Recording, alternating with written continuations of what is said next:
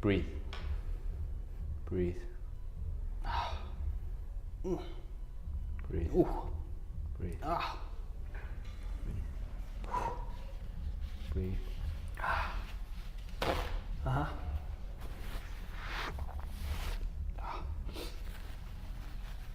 Ooh. Ow. You want the other nostril too? No, that's okay. Whew. Okay. I will give you a few moments.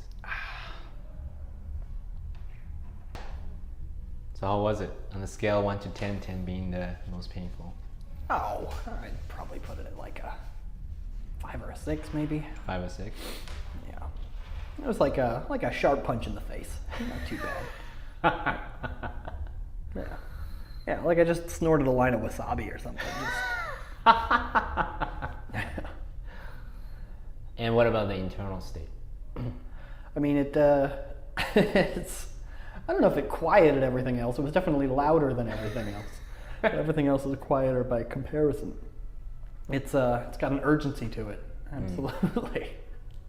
I mean, that's the point, right? To really get your awareness to be so high to the internal, the physical sensations, so loud such that your internal chatter gets quieter by comparison. Yeah. As an example, right? So welcome. Thank you. I'm happy that you're here. What a warm welcome it was. So I have Nick Lavers with me today, and Nick is one of my favorite people to speak to. He's someone who is, the thing that I admire about Nick the most is his curiosity, his capacity to just go wherever the conversation takes us. It could be something as esoteric as, we can kind of get into that a little bit. You guys will see, right? But we'll get into these esoteric conversations about really the meaning of life, for a good 2 hours, and just kind of on and on and on. It's not only have the curiosity, but also has the capacity, the mind, the mental capacity to be able to hold a lot of different perspectives. So welcome, Nick. Thanks for being here. Thanks so much for having me. Yeah. And let me start off by kind of asking this question, and this is the question I start off with every conversation. What are some of the pivotal moments that you've experienced that made you the person that you are today, as a person and as a man? Wow. I don't know. I think the first thing that probably comes to mind would be there was a moment in college where towards the end, for the last year or so, I was having a real problem with like imposter syndrome. I'm there and I'm studying physics and I get this feeling, and I think a lot of people get the feeling of like, I don't belong here, everybody's so much smarter than me, I'm not gonna be able to figure it out, blah, blah, blah. Like, I'm never gonna make it, I should just give up. All this stuff that just kind of swirls around your head when, if you're not talking to people, it kind of feels like they know what's going on and you assume that they're way ahead of you or whatever, right? And I had this lab class that was really intense, where we're doing all these different sort of really involved, like real physics experiments. We're doing quantum entanglement stuff. We've got lasers. We've got all kinds of things going on, right? And the trouble with this class is that they kind of throw you in the deep end, So whereas all the other classes, you kind of have it, they kind of give you step by step, this is the stuff that you need to know, this is what we're going to be tested on. And then this class, they throw you in the deep end, and these are open-ended questions, some of which aren't even totally answered, and you're kind of meant to just explore. And if you're not used to that, if you're used to just being a student all the time and like trying to find the right answer, it's very disorienting, right? And especially if you're already feeling like you don't know who you are, you don't know if you've quite got yourself figured out, you don't know if you belong here, it's frightening. Right? And so I had this one lab where nothing I was doing was making any sense. The results didn't add up. It didn't seem to line up with the model it was supposed to line up to. I was looking at my results and I was like, this doesn't make any sense. I'm so confused. And I was like freaking out. And I had to go do this oral report and go like talk to the professor, right? And the professors in this class, they're like, by design, they're like brutal, right? They're not friendly. They're not nice. They're just coming at you with any kind of challenge, and anything you say, they're going to challenge you on it and push you on it, right? And so I'm like terrified because I'm like, I have no idea what's going on. This doesn't make any sense, right? And I go up there, and I almost didn't go. Like, I was like in such a bad place at this point in my life that I was just like, maybe I should just not even go. There's no point, right? And so I forced myself to go. And I went and, gave this oral report and explained all the stuff and got to this part and I was like, and then this part, this doesn't make any sense. And I kind of walked all through it and it's like, see, the reason this doesn't make sense is because if you take it like this and if you treat it like this model, you'll see that the probability of it going through here is like 10 to the minus 100 or something. So it's like, there's no way this ever happens. And the professor kind of sat there and went, oh, I've never actually seen that treated before. That's a really interesting point. So then it's got to be some other mechanism. And I'm sitting there like, I thought I was totally missing the point. And here I was having had this new insight that nobody else had had. And like a lot of times, because I did well in school and I sort of developed this thing where like praise would kind of roll off me. Like I had this feeling like whenever somebody said something nice about me, it was like, it doesn't count, they're just being nice, I'm just charismatic enough and people are trying to like protect me or whatever. And I always felt like my accomplishments didn't count and my failures were the only thing that counted. As soon as I achieve something, I take it for granted, right? But then whenever something goes wrong, that's like a reflection of true me for some reason, right? And this was like the first time in my life where I was getting praise from somebody that I had no other excuse, right? It wasn't like this guy is being nice to me. It's not like his job is to be mean to me. And he's come up with this thing anyway. And that really like fixed me in that one moment. And it made me realize how stupid I'd been being about all of it for like a long time. I think that's probably like, when you say like the pivotal moments in my life, I think that probably is maybe the single most pivotal moment in my entire life. Because that was the moment where I really ran out of excuses to like recognize what I was capable of. I ran out of excuses to look at myself and say, I can do whatever I want. I'm a capable person and I don't need to try to find narratives to justify it or to disprove it, right? I'm capable of whatever I think I'm capable of. And that was the moment where I really kind of found that. And it was really, in a lot of ways, it was the beginning of my life. No, it's such a beautiful story, by the way. Thanks for sharing. But you kind of skip forward, excuse me, you kind of skip forward quite quickly. Because it wasn't, I'm assuming, correct me if I'm wrong, in that moment, it's like, oh, this is a new, interesting way of looking at it. I never thought of it before. Was it seriously in that moment you went from 0 to 1? You go, oh, I can offer something of value. Failure isn't a failure. Or is it like a little progression? Over time, and you're like, oh yeah, actually, in that moment, that was a pivotal moment. It was the start of a thing, or was it literally like a light switch? It wasn't entirely a light switch, but it was very much that day. Because I went in and I had that presentation and then I walked out and I was just kind of, I felt changed walking out of it, and I was kind of dealing with it the whole rest of the day, like kind of sorting through it and figuring it out. And it's like, yeah, it didn't completely change, right? It was the beginning though. It was the beginning of a process of me recognizing it and of me being able to actually take seriously the idea that I can do whatever I want, that I'm capable of achieving things if I set my mind to it, right? That's not just like, whereas before that was a sentence in my head, but it was just something people said. It sounded like something people tell you when they give you a participation trophy. It's the kind of thing that you can just dismiss. And after that, like that's when the statement started to have reality for me.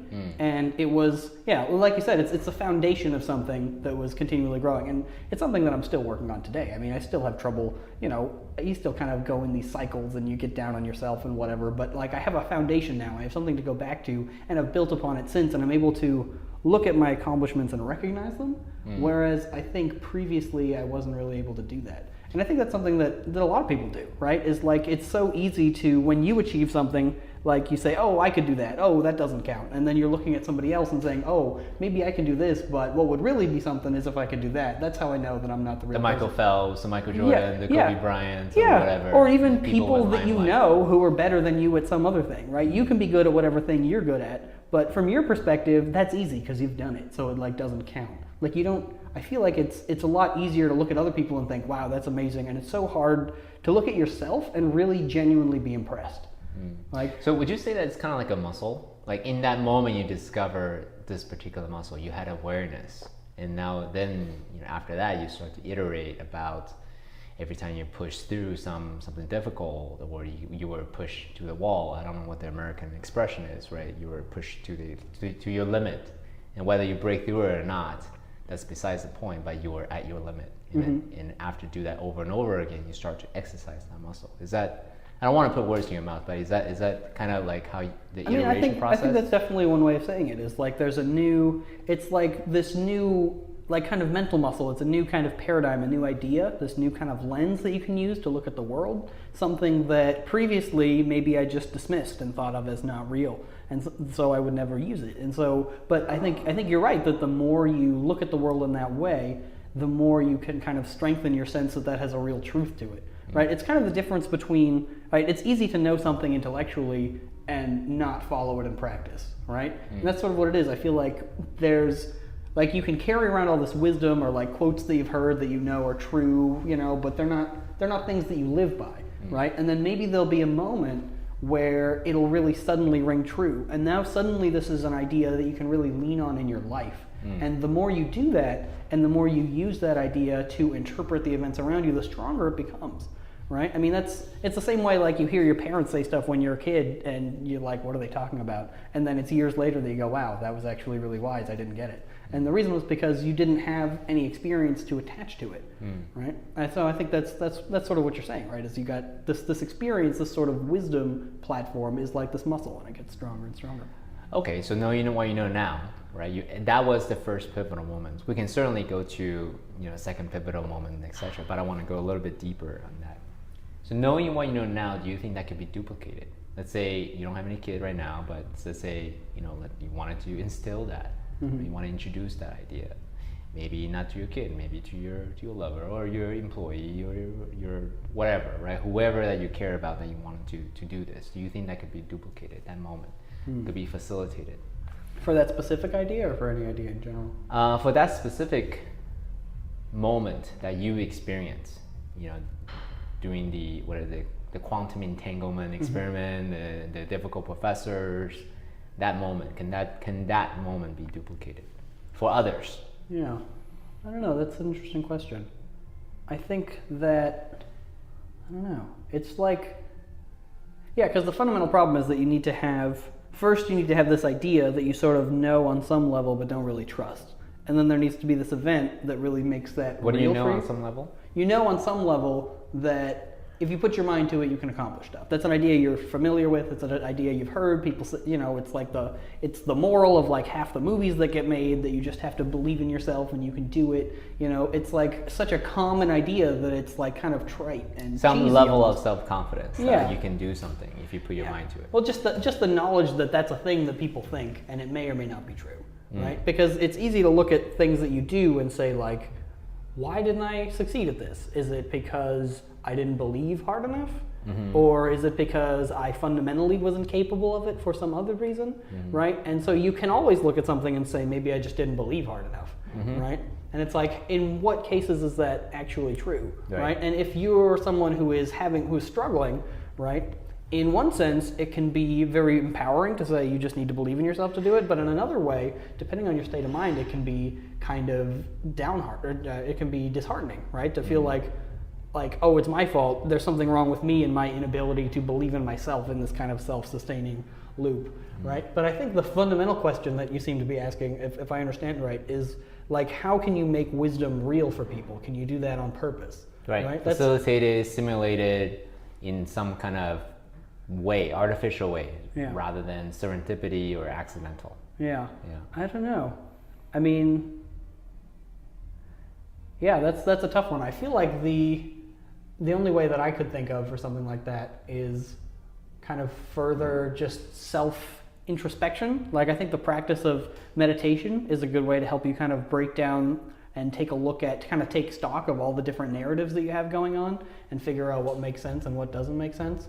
And I think actually the fact that I was practicing meditation at that point in my life kind of helped me grasp onto this and make more sense of it. And whereas in other cases or without that, I may have just dismissed it as like an anomaly.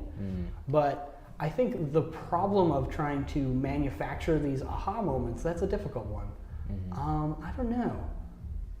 Because so for the specific case of trying to prove that all you have to do is believe in yourself, right? How could you teach someone that, or make that real for someone if they didn't know it otherwise? I don't know. I mean, I guess you could present them with some kind of a challenge, and then they either overcome it or they don't, and then, I don't know. I mean, I asked this question because it is a tough one because, let's say using the parent-child relationship as an example, you don't want them to see them experience pain. And this is also such a critical skill not to dismiss pain, because pain is an important aspect of the growth process, right? But how do you how do you give it to them without? How do you actually help them embody that? How do you foster the process while minimizing unnecessary pain, as an example? Because as you can imagine, this pressure of achieving, we talked about it time and again, is such a heavy one, especially for people who have conventionally be good at achieving, right? And all of a sudden they lose, they don't achieve the outcome they want. The world crumbles. Right? That resiliency is an important skill to remember that, hey, this is actually ultimately, you fail at something doesn't mean you as a human being fail. Yeah, I mean, that's exactly the problem I had, because in school as a younger kid, I was a pretty high achiever, and I think what happened was I became very attached to the external validation that the achievement brought, and I didn't really connect that sense of accomplishment to the actual effort that I put in, right? And so so on a deep level, I don't think I learned the lesson of put in effort and try your best, and that's what's going to get you there, right? It was more like this feeling like my success is a reflection of something magical that I have intrinsically. And then when I got to a point a few years into college where suddenly everything was much more difficult, right? And things weren't just magically happening, and I didn't have the habits to put in the effort. I didn't have the study habits because I'd been able to kind of coast for a lot of that. And it just, the whole thing, like you said, it just crumbled apart, and I just kind of spiraled because I didn't know what to do. My identity was built on other stuff. And so I mean, I think in my case at least, it was that I was very much attached to the external validation rather than the internal motivation, and so learning to switch that was very difficult for me.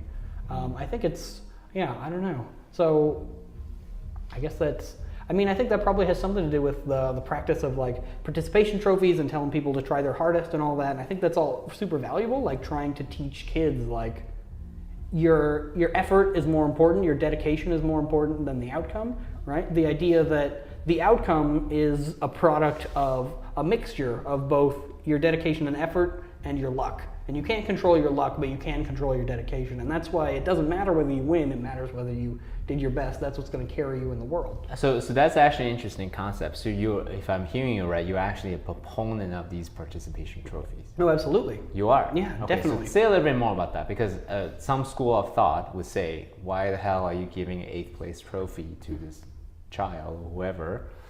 You are, I don't know what they're...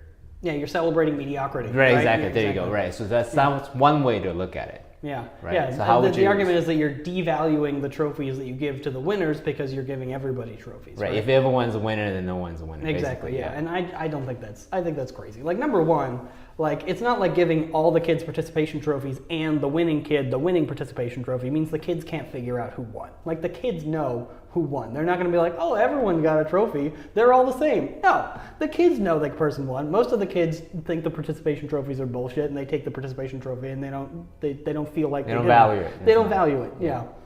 But so I don't think the argument that the participation trophies water down the actual victory trophies really holds water at all. I don't think that makes any sense. But I think that the idea, if you can really, and it's tough, but I think the idea that your effort is what matters, and the understanding that fundamentally the outcome is not under your control, but your effort is under your control, that's super important.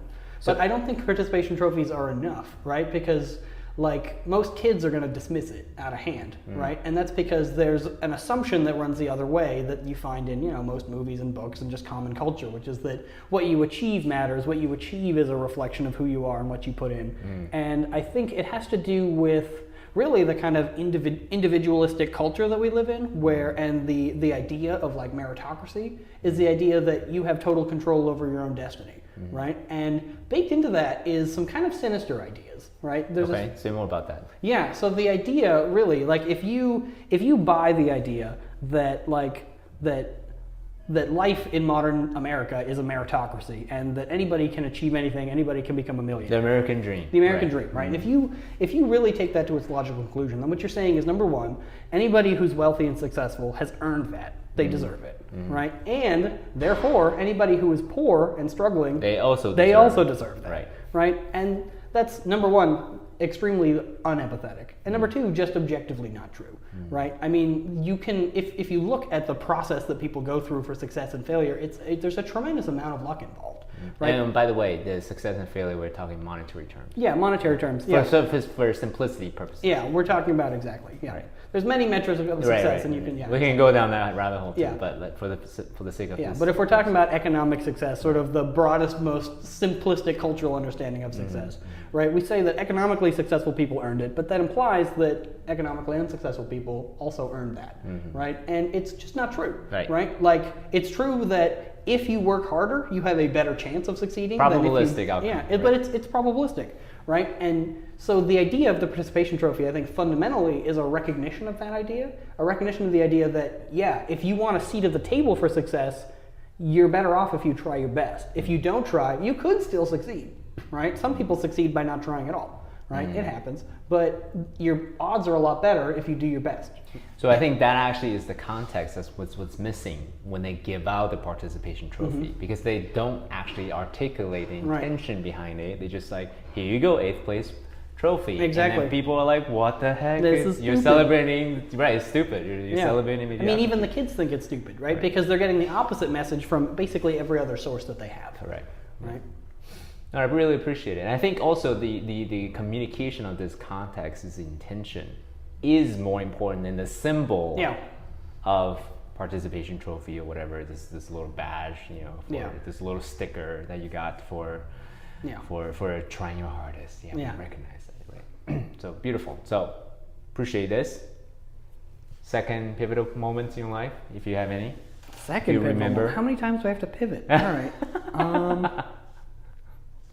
I don't know. I mean, I think that's probably the biggest one for me. I think that's still the trajectory that I'm on, is spending more time trying to celebrate my achievements and less time focusing on my perceived failures, right? It's something that I'm still working on every day, because there's still sort of the sort of baseline or the background noise is always like, oh, why didn't you do this? Oh, why aren't you doing better at this? Oh, look at him, he's better than you at that, blah, blah, blah. And it's so easy to get caught up in that. That's still like the default state, and it still takes effort to remind myself that I've achieved a lot, that I'm capable of a lot, right? And that I'm intrinsically capable of doing anything that I want to do, right? But it still takes effort to maintain that narrative, right? That hasn't become the background, but that idea and that new narrative, it has strength now that it didn't have before that pivotal moment, right? It's something that it takes effort to maintain, but it doesn't immediately wash away under the force of all the negativity like it used to, right? Because I have that kernel of reality, and from that I was able to build more things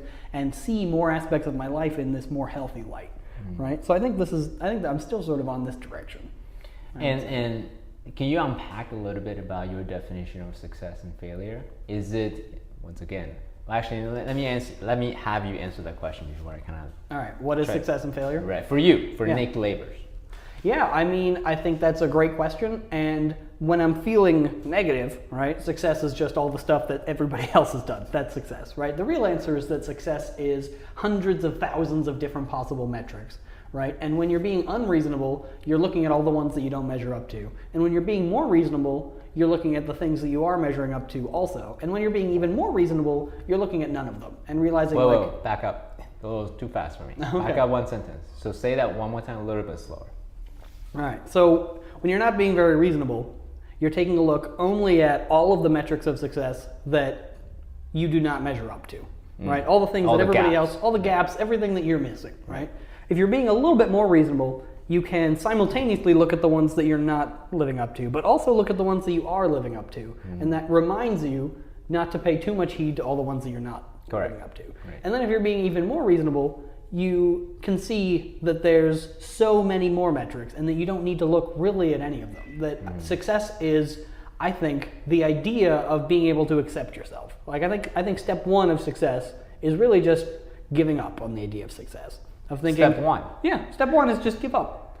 Yeah, absolutely. No, I mean that seriously. Because I think that the first step to really being able to live your life freely is to stop feeling like there's a score, is to stop feeling like there's some objective or meaningful way of measuring yourself against anybody else, or against yourself, or against the universe, right? The first recognition is that you are like a beautiful, unique object crafted by the universe, and you're just as much an expression of universal beauty as anything else in the world. You're a unique snowflake. You're a unique snowflake. You have just as much right to exist. That your perceived successes, your perceived flaws, all of these things are part of your beauty, right? You wouldn't look at a cloud and say like, That's a shitty cloud. Look how ugly that cloud is, right? It doesn't make any sense. Why would you look at yourself like that? Both of you are just expressions of the forces of nature that crafted you, of all the surroundings, all the circumstances, everything like that. You're a pure expression of being as much as anything else. Okay. Right? So that's step one. That's the baseline, right? Okay. That's the baseline. And step two is, okay, now I can relax a little bit, right? I'm not trying to win this game. I'm not trying to score. Right? And now I can play the game. I can pick a metric, but I can remember that I picked it. Right. Right? It's the game that you made up. Yeah, it's not me trying to figure out what game the real game is. Trying to win the real thing. And all the people who really know what's up, this is the game they're playing. I need to figure out what all those people are doing and win at that game. Like, that's insanity. Where all the cool kids are. Well, what are all the cool kids doing? Exactly. Right. Like, the first step is realize it's all in your head. And then decide what to do, right? I mean, I think actually a game is a perfect word for it, because if you sit down to play a game, like let's say a board game, right? What is the goal of the game and what is the point of the game, right? The goal of the game is to win, right? You want to win whatever the game is, you want to get the most points, you want to do the most things, whatever, it's clearly defined. But that's not the point of the game, right? If you sit down and you play the game and you didn't win, have you gotten nothing out of the game? Did you waste your time? Obviously not, right? People come together and they have a good time. The point of the game is to give you something interesting to do, is to give you something that you can get a rich experience out of, whether it's joy or fear or anger or excitement. You can get all sorts of... Some kind of peak experience. Right, some kind of experiences. You're getting something out of it. And so if you play the game, right, you can achieve the goal and miss the point. If you win the game and you have a terrible experience because you were so fixated on the game, on winning, that you didn't have any fun. Right? Then you've achieved the goal and you've missed the point. Right? Similarly, if you look at the game and you go, oh, well, it's just a game, the goal doesn't matter, so I can do whatever I want. You don't try to win, you're just like moving around the board randomly and not even playing. Like, you're also missing the point. Like, that's you just wasting your time, right? So I think the goal is important, but the goal isn't the point. And you don't want to confuse the goal and the point. The goal is to give you something to do, but you choose the goal, you opt in, and then you do it because it's fun, because you're enjoying it, because it gives you highs and lows, it gives you a life, right? And so you pick your game, but if you forget that it's a game, that's when you start to torture yourself, right? You start to terrify yourself with the prospect that you're not going to win, or torment yourself with the idea you're not going to win, or you're on your way to victory and you're like terrified of losing your whatever score you perceive that you have, and it's crazy. Right? You can take good things and torture yourself with them if you're afraid you're going to lose them. You can take bad things and torture yourself with them, and it's like, stop it. Just enjoy yourself a little bit if you just let go. So that's why I say step one is give up, and that's the step I'm currently working on. Yeah, right. Yeah. It's kind of what they say in meditation, right? The beginning of meditation is to be aware of your breath. And those of you that have actually tried counting your breath or be aware of your breath, you'll soon realize it's very much like training a puppy. Your attention is constantly going away. You're like, oh, god damn it, I gotta go back to counting my breath again, starting from 0 and 1, 2, 3, and then, I mean, at least that's my experience. I can count to like 17, and I realize like, oh, I stopped being present to my breath, and it's a very, very 10 breaths is just an eternity. You're like, how do I ever breathe? This takes so long. It's unreal. It is difficult. So, but tactically speaking, right? So this is a intellectual conversation, philosophical in nature. So we are in a comfortable, situation financially, and we have water, and we're comfortable. We're fortunate to do that. However, when push comes to shove, the real test is when rent money is on the table, right? When something of significant stakes is at stake, right? So then what do you do? How do you remember that this ultimately is a game that you have chosen rather than, but the reality also is that your rent money or whatever emotional high stakes is at stake. How do you then manage that?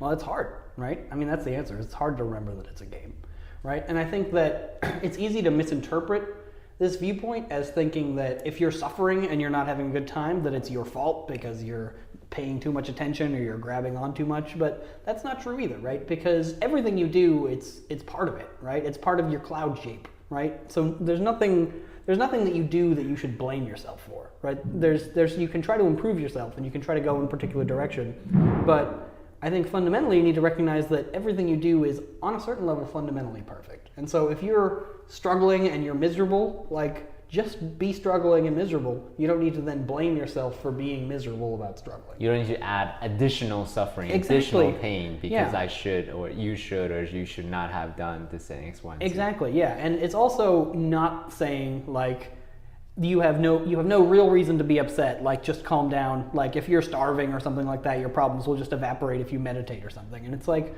on some level, in a very extreme sense, maybe that's true, right? But it's not it's much more, it's meant to be an empathetic sort of viewpoint, right? That you see that it's people, that it's a mental trap that you fall into, right? Because ultimately, right, if you look at like the extreme Buddhist monks and stuff, these are people who they've reached a state where they can die and they don't care, right? People who... No, hold on. Do they not care or do they not care? Or they're like at peace with it, you know? Like you see the Buddhist monks who like lit themselves on fire and didn't scream or anything because they're completely there. They're ready for it. It's a level of, they're not concerned about the outcome for their body, right? They've sort of stepped out and they see themselves as just one expression of the entire universe, right? And so they can say, well, sure, this little me is suffering, but it's just one part of a giant universe.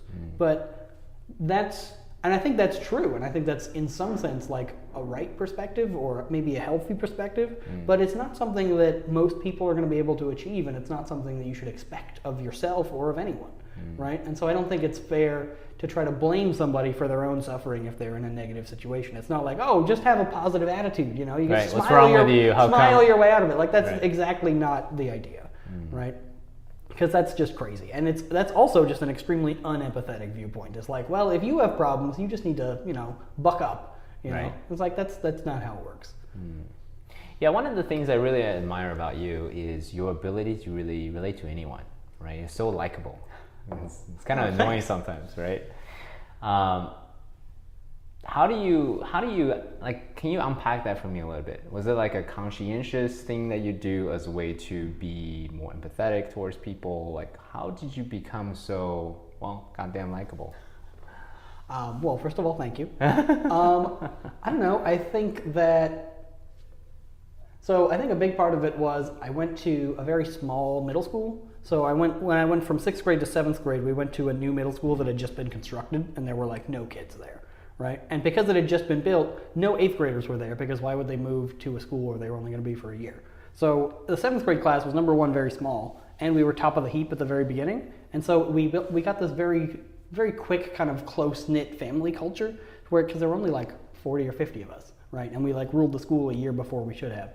And that was really where I came out of my shell, I think, very much socially. Like before that, I was like a really, really shy kid. And this sort of brought me... So you weren't always this way? No, I was terrified of people. Yeah, and I think it's because I was always very sensitive. I've always been very aware of like how people were feeling and how people thought. Like I remember being like, I don't know, 2nd grade maybe, and I remember like freaking out to my mom because every time somebody was like sad near me, I would like cry, and if somebody was angry near me, I would like get angry. I was like picking up on them so much that it was just, it was really, I was like suffering, and I was carrying around everyone else's suffering. Or at least that's what I thought was happening. I don't know what was really going on. I was a kid, but anyway, so that was sort of where I started to come out of my shell, right? And I think a big thing was when we got to high school, I sort of assumed that because I was like a nerdy math kid, that I had no hope of being a popular kid, right? So I just thought, well, I'll just, be myself and see who I can run into and see who I can make friends with. And I was just really fascinated by people, because at that time I thought, like, what I really wanted freshman year of high school, like what I really wanted more than anything was to be able to speak every language and meet like everyone in the world. Right? And the reason I wanted to do that was I was looking for the meaning of life. I was trying to figure out what it all was. And At 9th grade. And I was trying to figure it out. And what I thought was, if I could talk to everyone, right? If you could meet everyone and see everyone's perspective and understand everybody's perspective on things, you could sort of squeeze out of all of that, or kind of put that all together into some objective perspective of the world. That, right, the unifying theory. Some unifying theory that I didn't have access to only because I'd only talked to a small subset of people, right? And so only limited data. Exactly. And so I thought, well, And I really wanted to talk to everyone that I could because I felt like my perspective was really limited, and I knew that everyone I talked to they had a different perspective. They'd see something that I didn't see. They'd think something I didn't think. They'd have done something I'd never done, right? So I wasn't trying to like make friends. I just wanted to know everything about everybody I was with. Anytime I was next to somebody like on a plane or sitting at the bus, I would strike up a conversation because I didn't want to miss any opportunity to learn more about the human condition, about what it was to like be alive, right? And so I was just listening to people like crazy. I just asked them about themselves. Right? And I mean, I think that's lesson one of being likable. There's nothing people want to talk about more than themselves. So if you ask them about themselves, they'll just keep going. They'll just keep going and going and going and going. I mean, what am I doing right now? You ask me a question about myself, I'll talk for hours. Right. Right? People love it. Right? And if you smile and nod and agree with them and ask a couple questions that makes it sound like you're paying attention, they'll just keep on going and they'll love it and they'll want to hang out with you again. Right? And that was an accident. I really genuinely wanted to know like what was everything, and I wanted to ask everybody about everything. So I think that was step one, and then after a while, I just sort of, you kind of learn. I just learned how to talk to people. Well, so I want to actually go in a little bit more, because you kind of just skip like a few steps ahead from like A to like, oh, I'm at Z. Right? Okay. Personally, for me, it's been a process. Right. In the beginning, I actually wasn't sensitive at all. If anything, I was totally in my head. And if anything, I would say I'm a recovering cerebral person. I'm getting more aligned with my mind, my body, and my heart, right? My spirit all together. But in the beginning, it was very mechanistic. I could imitate people who are empathetic. What they do, how they act, and then they nod, and like did all of that. But the reaction I got is, it wasn't authentic. Like it's pretty transparent. Right, and people know that. People are like, you were just being a robot. You're pretending to be empathetic and curious and all of that, but like, what are you really hiding? Yeah, and as soon as they sense that inauthenticity, suddenly like they close right down and they get suspicious because they're like, what is this guy trying to get out of me? What's this guy's plan? Right. Why is he pretending? Right. Yeah. But that was the best effort I could have made. I didn't know how to do it otherwise because I had no access to, right? So part of I think an interesting inquiry is I see a lot of people wanting connection with people. They want it. They want it so bad. I could feel it. Yeah. But they don't know what to do. Yeah. Like, what are some of the tactical? Okay, so given that you and I have both gone through the process, right? A little bit different journey. What tactical things can the listeners listening right now who want that to be able to connect with someone, to be a little bit more charismatic, to be a little bit more, I don't know what's the word, understanding of human beings, what it means to be alive and all of that. The intention is there. Tactically, what could they do? I don't know. I mean, it's like you said, it's tough to give a specific piece of advice that on its own isn't going to end up being kind of robotic and transparent, right? But I think that the most important thing, and this is kind of trite, but the most important thing is to kind of be yourself, right? Number one is like calm down and be open and be authentic, really. Like you just need to sit. I mean, that's what it is. I know that's bad advice, right? But right. I know that's what you asked. How do you be authentic? Right. How do I be authentic? I feel like step one is not to try, right? So, no, I'm serious, right? It's like you just need to give up. Yeah, well, no, honestly, it's like, relax a little bit and see what happens if, I don't know, just say what you think, and it's not going to go well at first, but you get to practice being yourself, and maybe you'll say things that drive people away, and you'll say mean things, but you'll kind of figure it out. Whereas if you're trying to do it on purpose and you never really come out because you're too afraid, then if you're really trying to get this connection and that's what you really want, but you're not willing to open up and kind of trust that it's going to happen, then you're always going to come off a little robotic because it comes off too safe and too contained, right? Real connection, it requires trust. It requires this authenticity. And a little risk taking. It is, because it's fundamentally risky because you're opening yourself up to judgment. And so if you don't take that first step to open yourself up and show that you're willing to be judged, that you're willing to be a little bit vulnerable, right? Then why would they do that? Why would they do that first? If you're closed, but you seem to be trying to get them to open up. Now you just seem like you have an agenda because you got your walls up and you're trying to get their walls open without opening yours, right? That's a very visual, very vivid example. Visual, right? Yeah. Yeah. Yeah, whenever I see people like that, whether it be man or woman, doesn't matter, right? I feel for them, especially the men, because I've been there. I understand, and it could be very similar to like a platonic relationship, but a lot of times is some kind of romantic intention, right? Yeah. And you see it right away. I'm like, oh man, I wish I could help this guy a little bit. So usually, here's what I do. I just go up and try to play a little facilitation and talk about this guy or whatever. Whether or not it works, I don't know. But for my mind, in my mind, I made somebody's day a little bit easier. So tell me a story about that. How did that go? How did it go? Yeah, how did it go? What are your tactics? I'm curious about this. Tactical. Yeah. Well.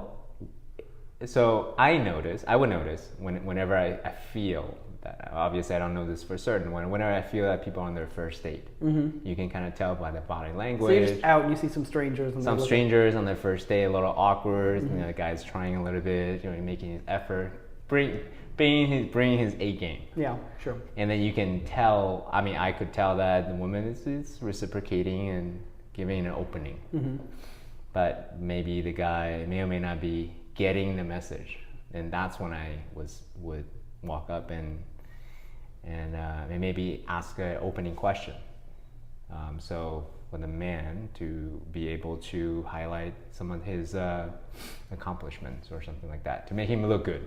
Yeah. A little bit, right, in that moment of opportunity. Because it's one thing when someone asks you a question, then you share some accomplishments or some trophies or something that you're proud of. So you're just a stranger coming up crashing these dates. You just show up and start interrogating people on their dates? No. So a lot of times it would be like on a hike. Oh, okay. Right, not like at a restaurant in the middle of a dinner. I'm picturing they're sitting in a restaurant, you're at the bar, and then you get up from the bar and you walk over there and start grilling the guy. Right. No, that'd be a little intrusive, okay. Right? So it would be serendipitous, grocery store, hiking trails, things like that. Okay. And I will authentically, right, make sure that this guy has an opportunity to share authentically what makes him as a man, what drives him, what's his purpose, or things like that, as a way to kind of drop a little hint in his interaction with his date. And what sort of reaction response have you seen from that?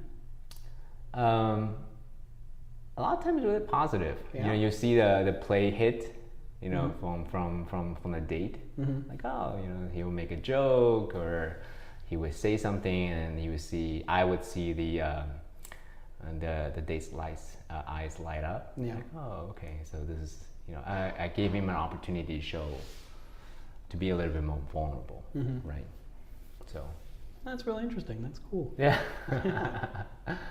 Well, it makes me feel good. To do that, right? Whether or not. And the outcome, again, I don't know, but in that moment, you'll find out if you get invited to the wedding. Right. I felt like I did something good, right? Yeah. So let me ask you this. So you are someone who now is being more or less intuitive about the dynamics of human interactions, would you say? I think so. Yeah. So when you see people interacting, what do you, let's see, how do I articulate this question? When you see people interacting, maybe people are being a little bit awkward, what do you do? What's your natural reaction? For awkwardness? Yeah. Let's say, you join a party, right? Let me actually say in maybe ways that I understand. You are kind of like a black belt in human dynamics, right? You're a very charismatic guy. You're very intuitive. You can talk. You can receive. You can listen. People can bring anything to you, right? It's pretty great skill to have. You see a white belt struggling. Yeah. So what do you do in that moment? In a crowd or in a party. I think it depends on the circumstance. But if you're talking about like some kind of awkward, or if this conversation seems to be stalling out, right? I think the quickest thing you can do is lightly make fun of people. I think that's the fastest. So you make fun of the white belt. Yeah. So no, well, you'd make fun of because if something's awkward, right? Normally that means that somebody is being very self-conscious about something, right? And I think what I found is that in a lot of cases, the friendliest thing you can do for somebody who's feeling self-conscious is explicitly make fun of them for the thing that they're feeling self-conscious about, but in such a way that it seems ridiculous that they would feel self-conscious about it. Right, and then suddenly they can laugh it off, and like everybody feels better. So kind of like Emperor's New Clothes kind of a thing. You're almost the person who call out the Emperor's New Clothes. Yeah, like for example, how would you do that with a compassion? Because I would want to do that, but me would be. It's a subtle art. Yeah. Right. So like the first thing that comes to my mind is like, for example, like if I'm eating dinner with my girlfriend, right, and maybe I brought her some food and she doesn't have a fork. Right, and she kind of softly is like, "Could I get a fork?" And you can see that she feels like she's imposing for asking for a fork, which is silly, right? Obviously, she should have a fork. I forgot to go get her a fork, and so my response is, "Well, excuse me, Your Highness," and then I go get the fork, and then she laughs it off, and suddenly she feels better about having asked for the fork because it's clear that it was ridiculous to feel self-conscious about that, and really, it's almost always ridiculous to be self-conscious about something. And so if you can find a way to point out how absurd it is, and then to, for a moment, make a joke where you live in a world where you're genuinely upset about the thing they're being self-conscious about, and so it makes it clear that that world doesn't make any sense, hence it's a joke. So in order to recognize that you're joking, they have to also recognize that they have no reason to be self-conscious, and it calms them down, and it calms everyone else down. So kind of like the improvisational comedy technique, yes and. Like, yes, I'm in your world, you shouldn't be asking for the fork, and you know how ridiculous. And I'm extremely upset that you would make me go back to the kitchen and get you a fork. Right. Just eat the food without the fork, what's wrong with you? That's such a beautiful skill to have, right? The yes and, you know, for, you know, given that we're social animals and this is the, you know, the thing that we do every day, interacting with other people, how do we yes and to everything? Yeah. Tactically. Actually, you know what? I think now may be a good time to do a little samanga if you're. Oh, sure. All right. This is for your eyes. Oh, really? Yes. Do you have contacts in? No. Okay, great. Are you open for samanga? What am I agreeing to exactly? Samanga is basically what you had, but for your eyes. The level of intensity and. Do I do both eyes or just do one eye? Both eyes. Yeah, fuck it. All right. Let's go. So you want to lean back? Is that what I want to do? Okay. So lean back and keep your eyes up. And what I'm going to do is close your eyes. And then I'm going to drop it on top of your eyelid. So don't open it yet.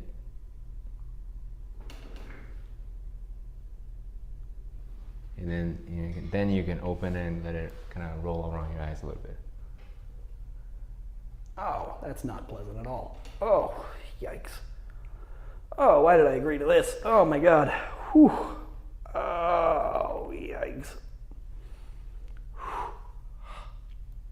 Breathe. Hold your intention. Whatever it was before. Breathe, breathe, breathe, breathe, breathe. Breathe, breathe, breathe.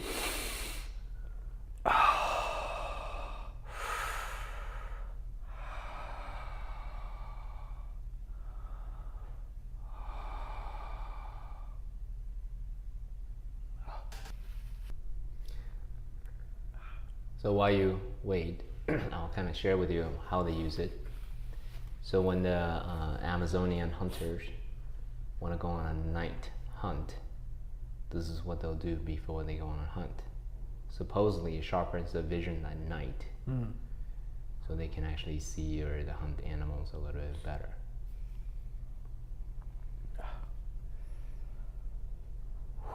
Breathe. When in doubt, breathe. That's pretty good advice.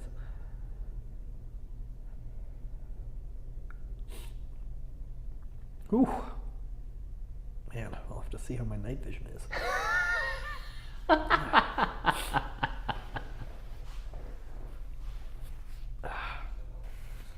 Okay. So how was that? That was, as promised, more intense than the previous one. It was, yeah. The same thing, but for your eyes. That's a good description. What about the internal state? What's happening in your head, or? Yeah, definitely some silence. Yeah. Yeah. So actually, on the note of intensity, what do you think the role of adversity, intensity, challenges, struggle in someone's growth and development? Especially for a man, given that we're both men speaking about what it means to be a man. Oh, I think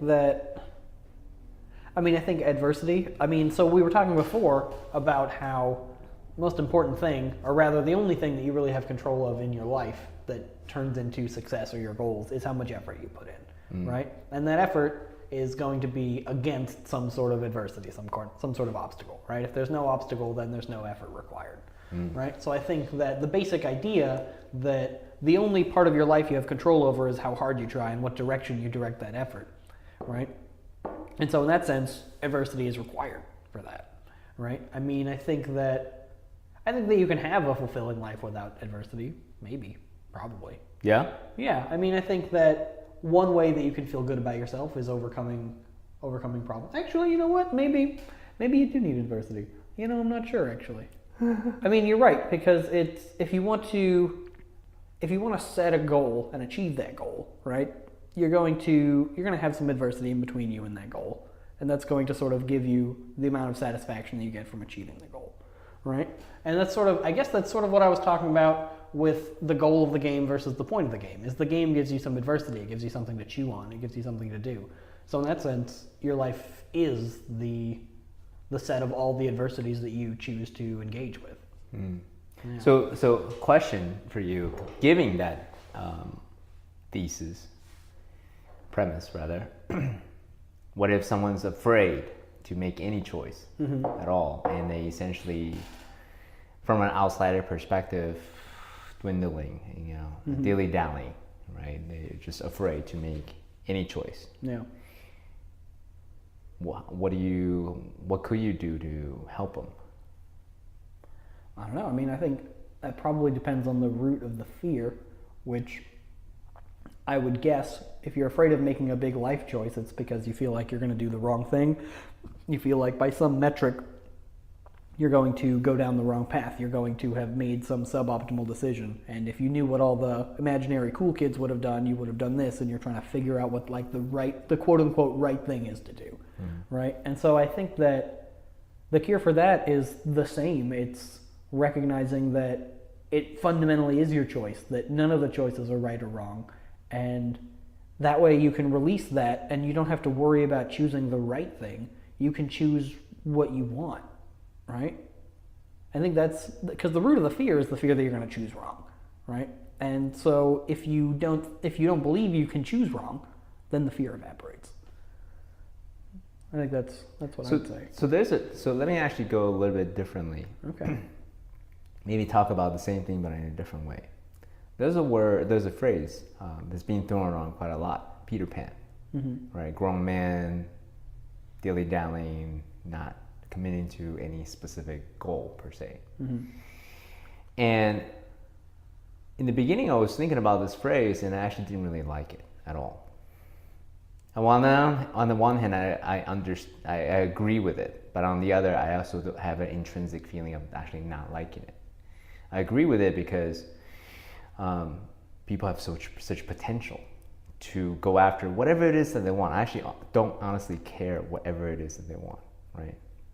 And what I don't, and it was such a missing when I see unfulfilled potential, whatever you call it, right? People just don't do anything with the gift and talent and blessing that they have. But I also don't like this phrase, Peter Pan, because and then what I realized, what I didn't like about it is this judgment. Like this person should do something with their life. Yeah. And ultimately, I realized that I don't ever want to use that phrase because ultimately someone else's life. Like, who am I if this person likes to play a video game? Hell yeah, go for the video game. But ultimately, you may or may not realize that it may or may not be fulfilling for you. Now, if you become a world-class video game player, then that's the goal that you set for you. Like, hey, go for it. Good for you, right?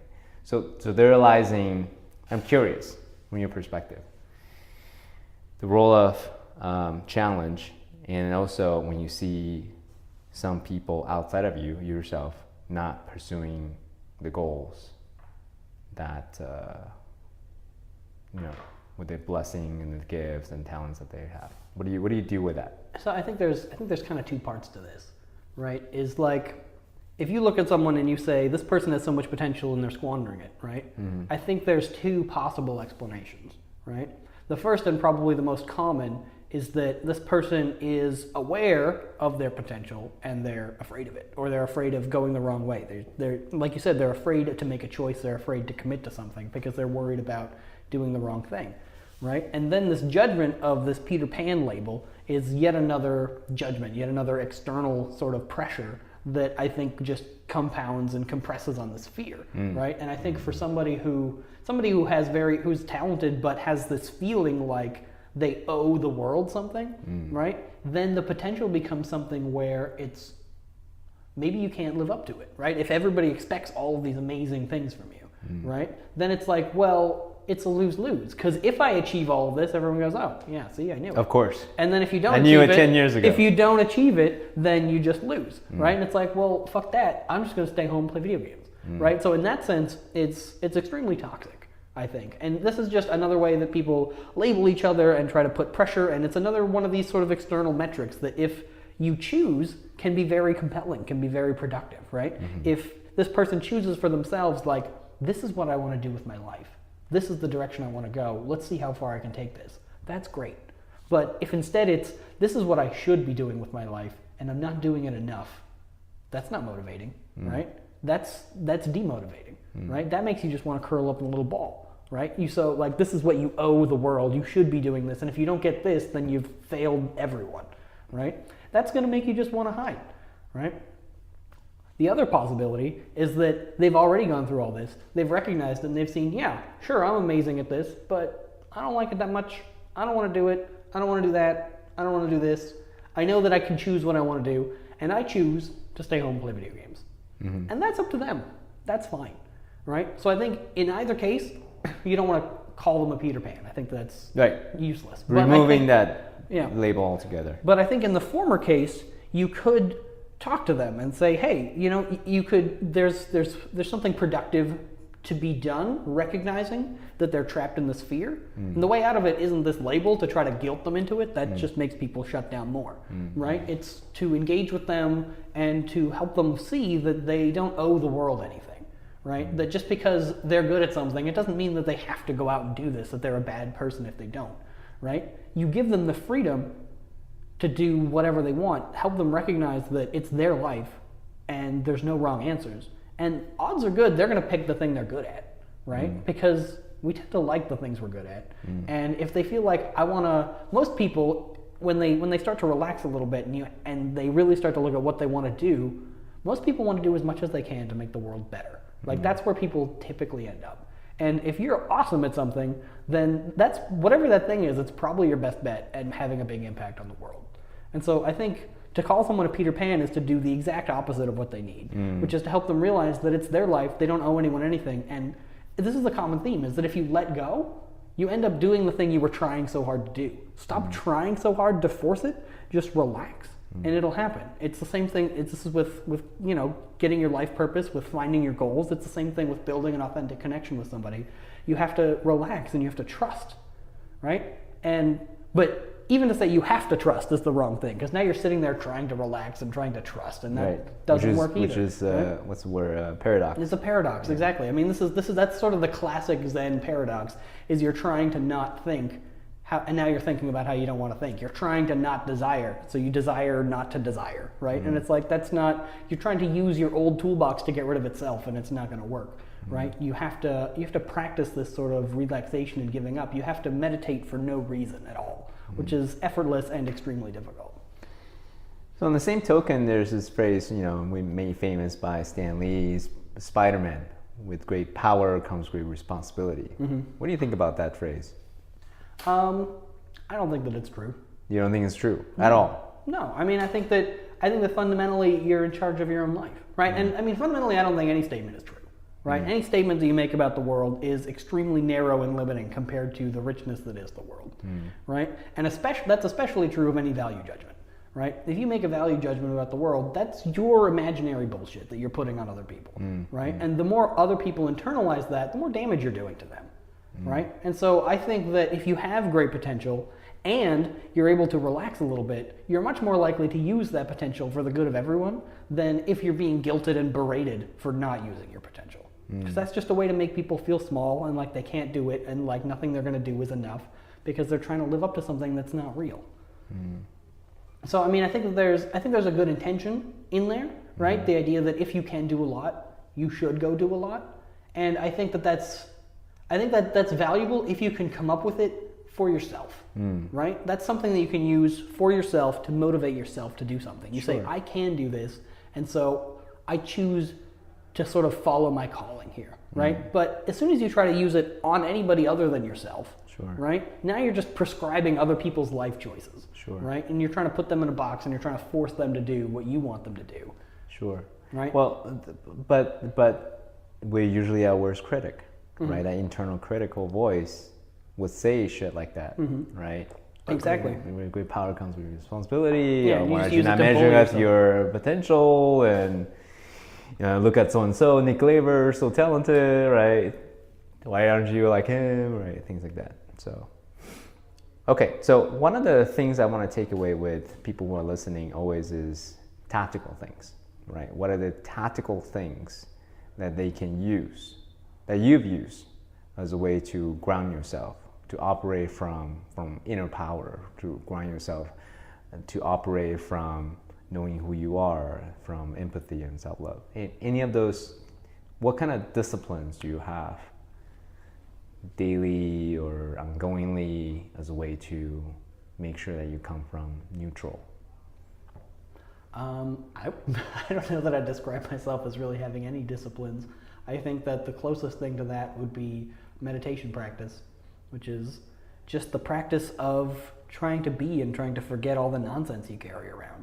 And if you do that, you're able to do all sorts of other things in a much healthier way, right? Like if I've just finished meditating and I'm just recognizing that I'm just this being moving through space and all my memories are just sense inputs, they're made up, everything else is just made up, and I'm just kind of moving through space and watching my brain fire things and watching myself think about things, and it takes on this intrinsic self-justifying beauty. Everything has it. And you don't need to try to evaluate stuff. And then suddenly you can be brushing your teeth and it's the most beautiful thing in the world. You're loving yourself and the universe. You're paying attention and you do every little detail and every little task with the same sort of intimacy and delicacy with which you might like wash a baby or something. Like I meditated and then go and I do the dishes and I'm just like loving this dish for existing and for like being part of the world. And I'm not thinking about how I'm gonna finish doing the dishes. I'm like so close and I'm right there, and every moment of like washing the dish I'm there, and it's at the same speed as where you're meditating and you're counting your breaths, where it takes forever, but you're there and you're like loving that moment, right? And if you can do more of that, like it takes a long time, I think, in meditation before you have even a glimpse of that. It takes a very long time. And then suddenly, like the more you do it, the more it starts to pop up in other areas of your life, and you're able to remember, like, I don't need to be this way. I don't need to torment myself, right? But I don't think that it's easy to prescribe something like that, because something like that is a discipline. As a discipline, or any of it, because even that, it's so easy to fixate on this stuff, right? Like, so I have this moment, right? I had this experience where I had like a whole weekend where I was like cleaning my house with such intimacy, because I felt like the house was a part of me, the whole universe is a part of me, and so making it clean wasn't a chore, it was a gift that I was giving myself, and I really felt that, right? And then a week later, I'm trying to clean my house, and I'm trying to like summon that feeling, and I just can't, right? I'm just cleaning, and now I don't want to clean, and now I'm feeling bad for not being able to summon that feeling, and for feeling bad about cleaning, and I'm back, because like it's not a cure, right? It doesn't make it all go away. It's not like a snap where all of a sudden all of this stuff goes away. And so I think that to try to make it a discipline, a lot of times that ends up just being another thing that you fixate to torment yourself on. Like, oh, I didn't meditate as well today as normal. I'm not doing a great job meditating. My life's going bad. And like it's just easy to take everything and just weaponize it against yourself. So I think that, I think a lot of disciplines are going to work, and different things are going to work for different people. But I think that meditation as a single thing is probably the most valuable thing I've ever discovered. Any specific meditation you recommend for anyone that's listening to this? So I originally got interested in meditation after reading Douglas Hofstadter's book, Gödel, Escher, Bach. So in that one he talks about... Slow down, maybe perhaps say that again? Yeah, Gödel, Escher, Bach, The Eternal Golden Braid, I think is the subtitle. It's this very strange book where he talks about, like, it's sort of an intuitive exploration of the idea of where consciousness comes from, using like mathematical formal systems, and also comparing it to like music and Escher self-referential drawings and all this stuff. But in it, he started to describe different modes of interpreting the world. He talked about like holism and reductionism, and then Zen he offered as like this third alternative, as this alternative to logical inquiry, just something I'd never really been exposed to before. And so after I read that, I went and found Zen Mind, Beginner Mind by Suzuki, and just used that to try to teach myself meditation. And it wasn't really to try to teach myself meditation, it was to try to figure out, like, is this Zen thing total bullshit? Is there anything in here? Like, the idea of, like, not logic, or the opposite of logic, seems so strange to me, and I was like, is this complete nonsense? And then you read it, and it reads like complete nonsense. Like, all the Zen stuff is like, what are you even saying?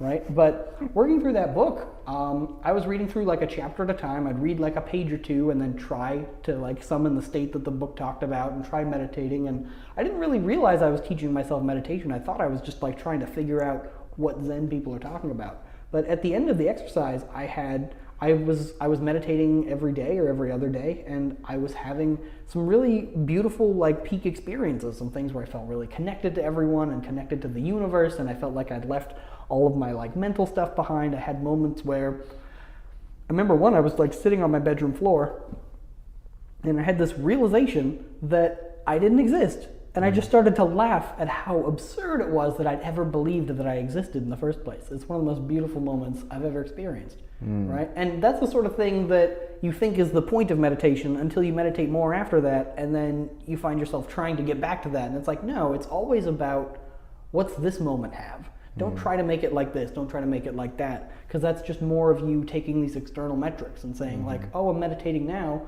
but now I'm not having this washing a baby while washing the dishes experience. Now I'm not having this laughing about not existing experience, right? As soon as you're measuring it against everything else, right, you're getting back in that trap, right? And so I guess that, to answer your question, that was the book that was useful for me, was Zen Mind, Beginner Mind. That's sort of where I started. And I mean, I honestly haven't done a whole lot of other reading. I was reading some talks by Adyashanti, and there were a couple other books, the titles of which I don't remember. But like, I'm by no means an expert, but I think that the key idea is that and this is something they say in Zen all the time, is like, kill your teacher. You don't need a teacher. Why are you asking me Zen questions, right? You have everything you need. Just look at yourself, right? And I think there's a lot of truth in that, right? You can just go and sit in the park and just like look at your brain. And if you're kind of willing to look at it honestly and just kind of let everything else fall away, every single time you sit down, it's different. Every single time you discover something new. And there's nothing more valuable if you want to understand yourself, if you want to start to get out of all these negative habits that you're in. You know, it doesn't happen overnight, but it's like the first step is recognizing that you're in a bad state. The first step is recognizing that you have this negative pattern. Right? And then suddenly you can see it, you can label it, and then you can start to do something about it. It's not like a cure-all, but it's an important first step, because if you don't know what's going wrong, if you don't know why nothing makes sense, why you're unhappy, why you're confused about stuff, then what are you going to do? You have no idea what to do next. Right.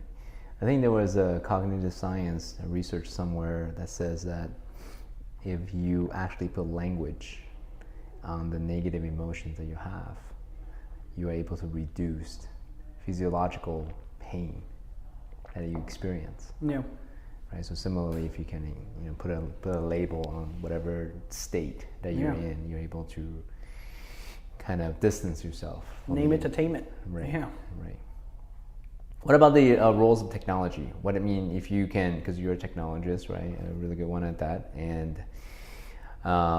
do you think technology is going to make it harder to maintain that level of presence, or do you feel like technology could offer an easier path, right, to get into that state of tranquility and peace of mind and all that?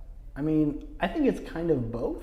Okay. Like, I think that the fact that more and more people now are interested in meditation is not unrelated to the fact that technology has bombarded us with more information and inputs than ever before, right? The fact that our brains are so noisy now and so flooded with information, I think has caused more people to look for the silence, right? I think that there's definitely a connection there, right? So I think that's part of it. So just by virtue of being so bad in that way, I think technology can help.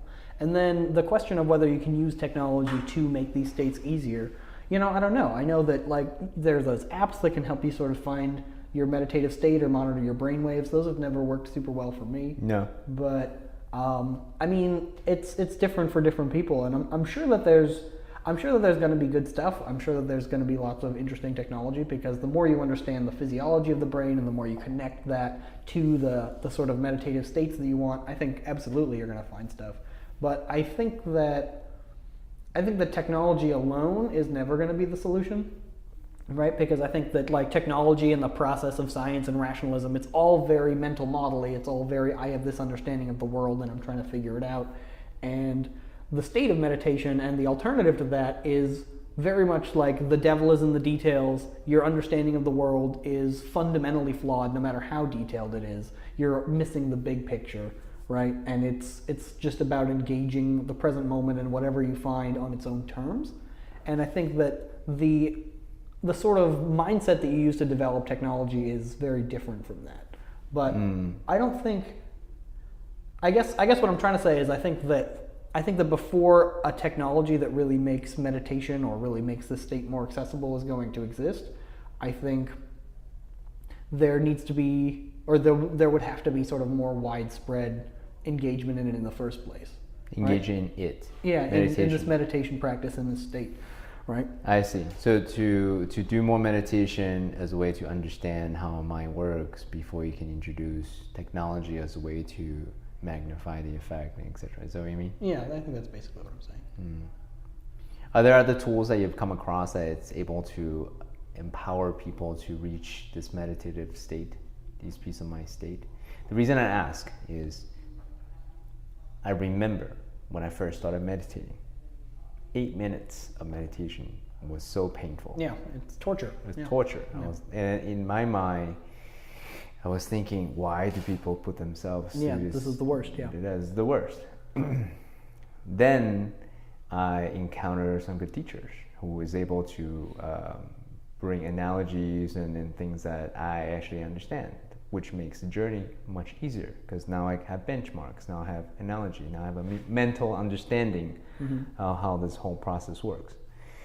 So I'm a huge believer of good tools, good mental tools, good teachers, hence why podcasts like this exist, so it's such that people can model other people's mental models. We're not telling them that this is the truth, but here are some of the mental models, the tools, the processes, the discipline that works for them. So coming back to my original question, are there other tools that allow people to get into this beautiful meditative state? Yeah, I mean, I think for something like this, it's really just the more tools, the better, right? Because different things are going to work for different people, and they're all going to kind of find you in a different place. Right. And what works for one person isn't going to work at all for somebody else. Right. So I think that's sort of why I think that you're not going to start to get a lot of these solutions until there's enough people generating a lot of these different solutions to basically attack people from different angles. I see. Right? Because you don't know what the barrier is for somebody. People are going to have barriers in all these different dimensions, and each tool is going to help you through a different thing, right? And so if you're using a tool to try to get to meditation, but it's solving a problem that you're not having, and it's not solving the problem that you do have, then it's not going to do any good for you, right? And there are as many dimensions to this as there are dimensions of like the human mind. Like it's just insanity, right? And so I think ultimately the answer is just, if you really want to figure out meditation and you are struggling, just keep trying all kinds of different stuff, you know? And the other thing I would say about these tools is that they could be very useful for getting you into meditation, but I think most of them are going to have a pretty short shelf life. Like in my experience, the stuff that helps me get into the state of meditation, it works once or twice, a couple of sessions, and then all of a sudden it just stops working. Like I've gotten used to it, and now I'm like expecting something from it or something like that. It's like, oh, I've finally found my meditative silver bullet. And as soon as you think like, oh, I'll just be able to waltz into this state because I got this thing, it's like, well, now it's not going to work. You know, so I think that having a wide array of them will be useful to get people to that point where they're like, oh, meditation is real. There's something here that's not just me torturing myself, right? There's a little bit more here, but none of them are going to be, this is that thing that gets me into the state every time, right? Except for drugs. Oh yeah? So say more about that. Well, I mean, if you want to get into a state that makes you very aware of the present moment or aware of your senses or whatever, like you can get really stoned. And now you can get really stoned. Stoned. Yeah. I see. And now suddenly you're confronted with all of your senses. You're like inevitably bombarded with the present moment, and like time slows way down because you're getting so much sensory input, right? And it's not as valuable, I don't think, you don't as think meditation. So? I think it can be, right? But I think in general it's not. I don't know. I mean, again. Say more about that. Actually, this is an interesting thing. I'd love to hear your thoughts. I have my opinion about this, but go ahead. Yeah, I mean, I think it can be valuable. I think it depends on how you approach it, right? I think if you, and like, I don't smoke a whole lot of pot, but I think if you approach it from a perspective or with particular goals, I think you can achieve certain things. I know I've had experiences where I felt like I was really kind of sorting through a lot of stuff that I hadn't seen before. I was able to look at a lot of my mental baggage from a new perspective, right? Stuff like that. And so I think it can be valuable. Like I said, there's a lot of different tools, right? And I think that if you want to get a sense for what a meditative peak experience is and you haven't been able to achieve it, right? I mean, smoking pot gets you to something that is not extremely dissimilar from a peak meditative experience, except in a peak meditative experience, you maybe have a little bit more control over the situation, right? But again, it's just different ways of exploring your mind is what I would say. And you're going to get different amounts out of it depending on sort of where you're at and what your goals are and what you're trying to do. Like, I don't think there's very much you can say in generality about that, but I think that if you're trying to explore your mind, then any tools that you're comfortable trying, you should try. Yeah, my experience is that it really depends on the intention, right? So if you're going with anything, whatever it may be, without an intention, guess what? That's what you'll get. Whatever happens, happens. Circumstantial. Things gonna show up. And ta-da, then that's what you got. But if you go in with a particular intention, what's that particular brain? The pattern recognition reticular, anyways. That particular function in our brain would be essentially hone in on the specific thing that what we're looking for, you know, to really help us answer the question I want to ask or fulfill the intention I wanted to have. Anything that we do, whether it be meditation or marijuana, whatever it may be. So that's my thing. Any other tools you wanted to share? I don't know. I mean, I've found one of the things that worked for me for a while was just reading out of a Zen book for a chapter and kind of getting into a mental state of that and then trying to meditate on the stuff that they were talking about there. That kind of gives you some intention, right? And I think that there's a balance, because I think sometimes you want to bring some intention to it and explore a new area. Other times you want to just kind of see what's going to happen. Sure. Because I think you can bring too much intention to it and limit it. But I think you can kind of strike a balance. Hold on to it too tight. Exactly, yeah. Because, I mean, in a way, it's very much just about letting go, right? I mean, you can say, look, I'm going to do this thing, and I'm not going to expect anything from it, but I am going to try to pay particular attention to this sort of thing. And I think that's valuable. Right? But you don't want to do it to the extent where you're like trying to move in a particular, because that defeats the purpose. Yeah, I agree 100%. So I want to actually move on just to the next question. I'm curious to know about what's your perspective around communities? Like, who do you surround yourself? Like, why are your best friends best friends? I think that's probably the best way to kind of look at it. Your best friends, or the people that you choose to actively spend time with, why are those people in your close circle?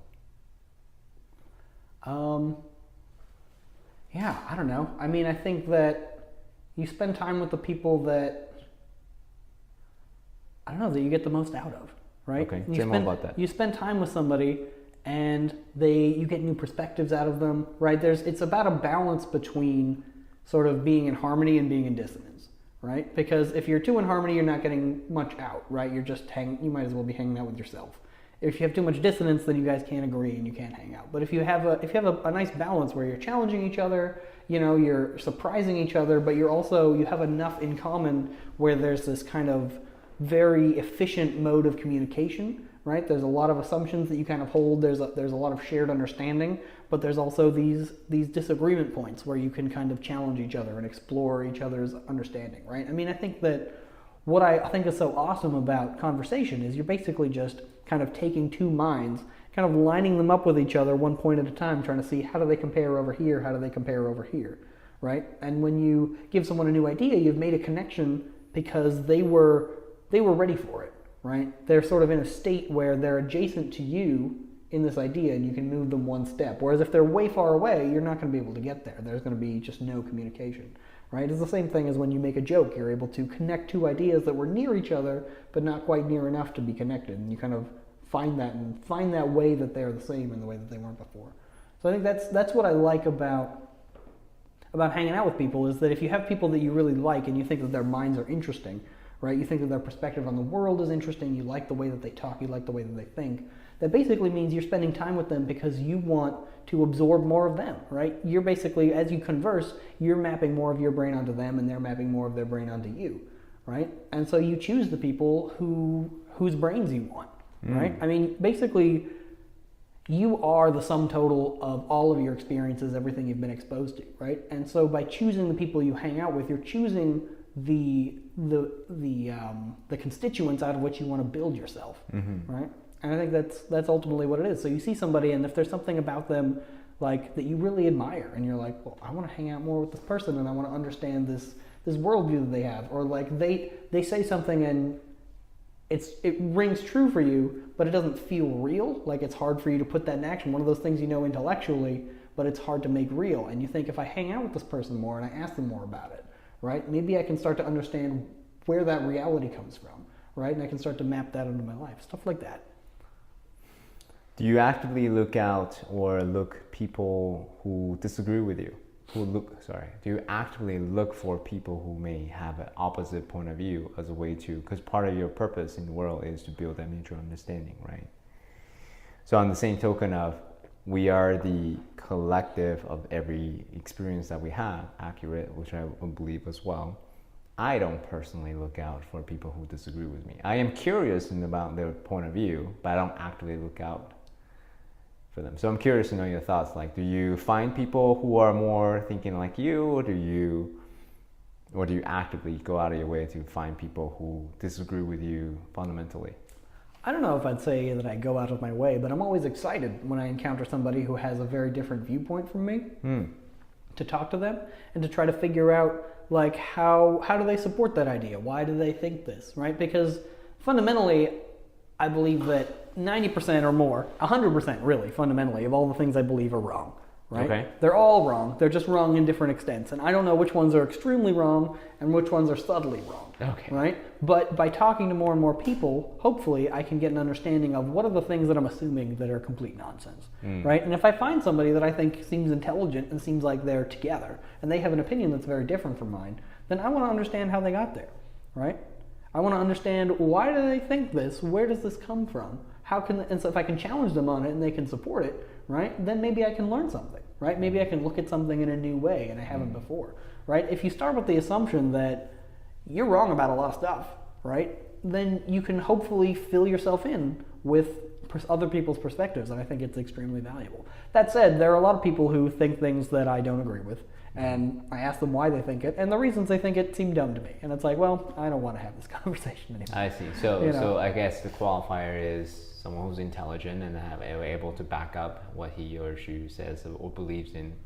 Yeah, I definitely want to ask. Yeah, exactly. Yeah. Right? If they're supporting it with things that don't make sense to me or that I don't feel is valid, then it's like, all right, well, let's talk about something else. Right? I'm not seeking out an argument for the sake of an argument. Yeah. Right? But if I can have a debate, if I can have a discussion, right, about something that I think is interesting and that they really disagree and they've come to a completely different perspective, and I can walk back and see, oh, well, that step makes sense. How did you get there? Okay, that makes sense. That step makes sense. How did you get there? And you just walk it back one step at a time and try to figure out what is the nut, what is that fundamental thing that we're not agreeing on, and where is that coming from, right? And is that something that I just assume, or is it something that they just assume? Which assumption makes more sense if neither of them can be directly supported? Because usually it comes down to some kind of feeling.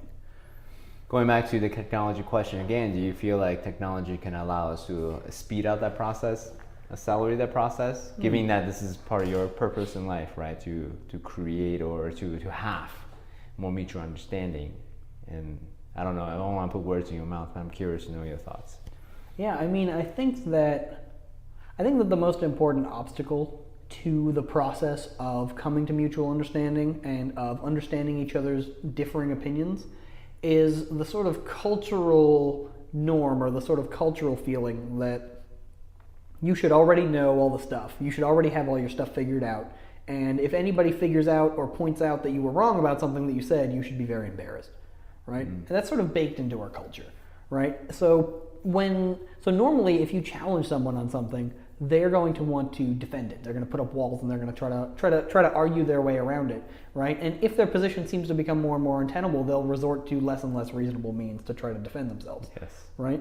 And I think that's because we, as a culture, we tell people that you're an adult, you should have all your shit figured out by now, right? So if you're wrong about stuff, it's because you're dumb or something, or you haven't been doing your responsibility to be informed or something like that. It reflects badly on you. Okay. Right? Instead of the recognition that everybody has taken a different path through the world, has been exposed to different information, has been exposed to different ideas, and everybody's mostly wrong about most of the stuff that they know, right? And so if it could be an effort to if everybody could have the understanding that I need to do my best to figure out the things that I'm wrong about because I don't know which ones they are, and other people might have a good idea, that would mean that everybody would be more willing to talk to each other about stuff. It's kind of about letting go of this ego, not feeling like opinions are things that reflect on you, and more like things that you can replace as needed and kind of feel better about, right? And outside of I think the only place where that's really true is in the scientific community, right? Where there's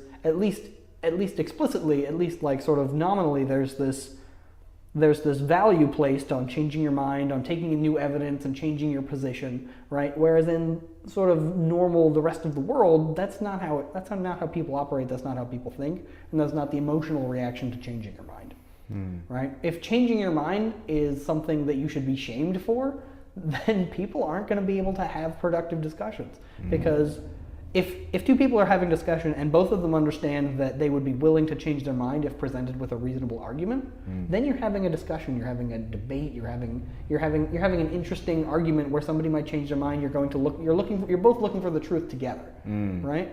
Whereas if you have two people, both of whom know that it would be a social disaster if they admitted that their position was wrong, now you just have two people arguing at each other and throwing whatever they can, just defending each other. View, yeah. Exactly. And there's no point to do that, right? That doesn't go anywhere.